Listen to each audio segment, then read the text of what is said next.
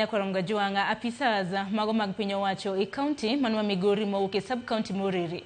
Orore kod jokanyo mago mag IBC kod jotend loch nanga mar jiwo chenro mag kaombulu e sub county ma Uriri.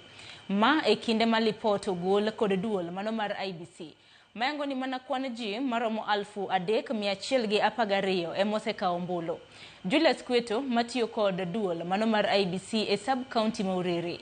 Wacho ni mana maromo 42 mag oganda magigeto e chenro ni mar ndiko ombulu emose kaombulu. Apisa maduong' e migao mano mar e kaunti mano ma Migori Jojo Chola kod nyawadegi e migao mar thieth Mabel Chanzu mano bedo kod romo kod jotend loch nanga kod jokanyo mag IBC mane kar chung'o od bura ma Uriri ne okwayo oganda mondo kaombulu e kinde mapok oromo. Translating to 42% of our target.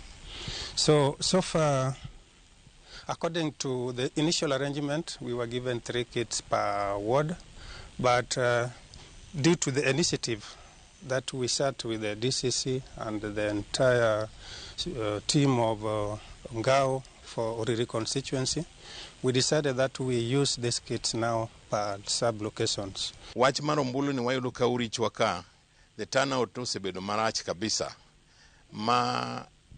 Ende bende common nikech out of the county mangima, onge kama ji oseachieve 100% amana Rongo kende. Koro balance no kaluwore gi target mane jo IBC ochiwo kaka Uriri kanene 7,000 mane gipane gidhi register. E samo wuoyo ni wasenachopo about 3,000. 4,000 nitie mapok obedo registered. Mae momiyo wan ka gi dio marwa ma iluongo ni DCC, wan ka gi jalu gi DC, nyaka administration officials wa kotelnegi gi Tom Gari mondo mi wa ajji owuog oko okaw ombulu. We are calling upon every other stakeholder to just come together and ensure, because some of these children, some of these Gen Zs are in our own houses.